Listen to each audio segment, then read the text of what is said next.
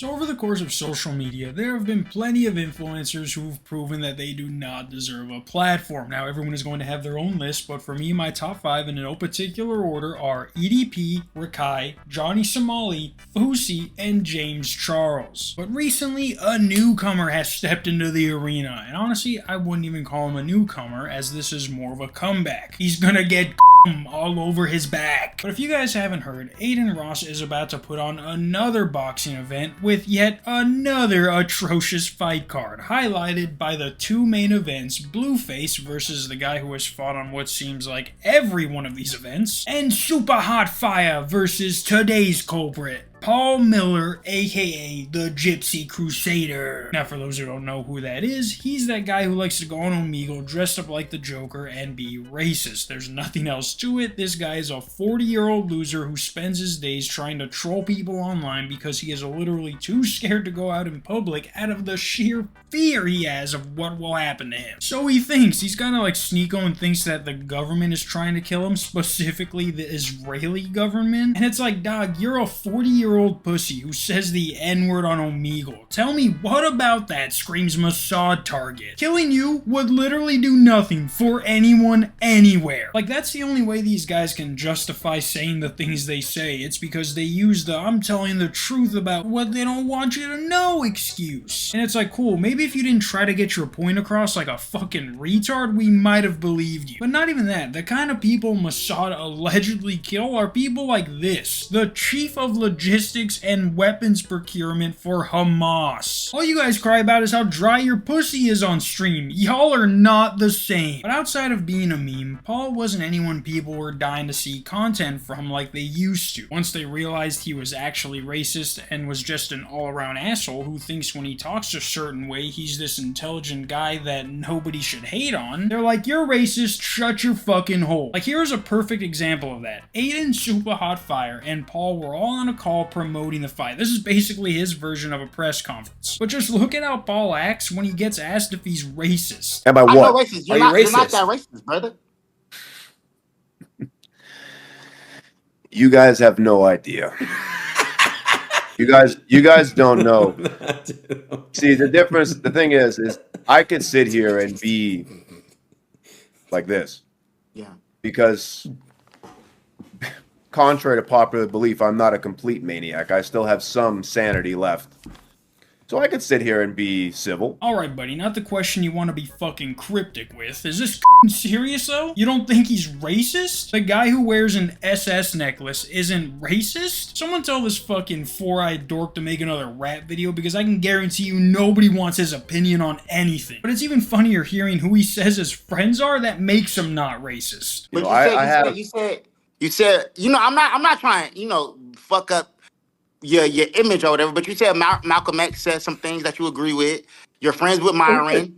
Like, brother, like you Brother, he's friends with Myron Gaines and you think he's not racist? Do you even know who the fuck Myron Gaines is? But not even that. Paul is so disliked by everyone because of how racist he is that he literally chose to come to this event by himself because he was concerned for the safety and reputation of anyone that chooses to be associated with him, as if he's not wearing a fucking Nazi necklace that explains why that is. With the content that I put out, my political beliefs that I have over the years, I've been blacklisted from the fight community.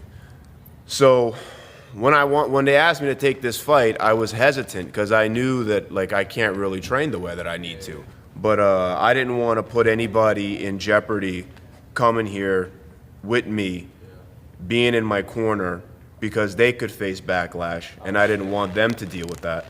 So I just said, listen, I'll just go alone. I don't need anybody. I'll be fine. Whatever happens, happens. Now leave it to a Jew to platform someone whose whole persona is to hate Jewish people. If anything, Mossad wants to kill Aiden before he kills any of you guys. The damage Aiden has done to the Jewish community is irreversible and only continuing. Like, it's literally the Big Yahoo and Aiden Ross on a ranking of what gets everyone to hate Jewish people. Like, they will literally blackball Kanye from everything music related until he publicly apologizes, but Aiden can hold up the flag of Israel and say free Palestine. Listen, for the world, Free Palestine, man. Free Palestine, facts. I'm saying this with my whole Platform a Nazi, be a literal self-hating Jew at times, and the ADL won't even bat an eye. They'll get mad at the person he told to do something instead of Aiden himself. But something I thought was really funny about this clip is that when they zoom out to show him training, the guy's face is blurred solely because he doesn't want to be associated with this piece of shit he unfortunately has to train. Imagine being the biggest anti-Semite on all of social media, and then a Jew calls you and says, "Don't worry, we don't want to kill you, we just want to pay you and get people talking about you again like it was the good old days." How did he not think that was a Mossad agent trying to kill him? You are a literal Nazi, and some Jewish people want you to fight for them and you get paid whether you win or not, no strings attached? The fact that he wasn't worried about that shows you that he isn't scared about being killed by the government, but just scared about being beaten up in general. Speaking of that, the lengths Aiden Ross will go to protect a literal Nazi is insane. Obviously, you guys know before a fight, at the fight, whenever that is, if two fighters who don't like each other cross paths, something is going to happen. Not always, but I don't think the UFC wants another Conor Khabib situation, you know what I mean? And even then, stuff like that gets people excited for the fight. So it's like a win-win situation most of the times. Regardless, if you're going to protect a fighter, you have to protect them all. Instead, Aiden decided that if anyone decides to try and hit a literal Nazi before and or after the fight happens, they will get their purse cut. Okay,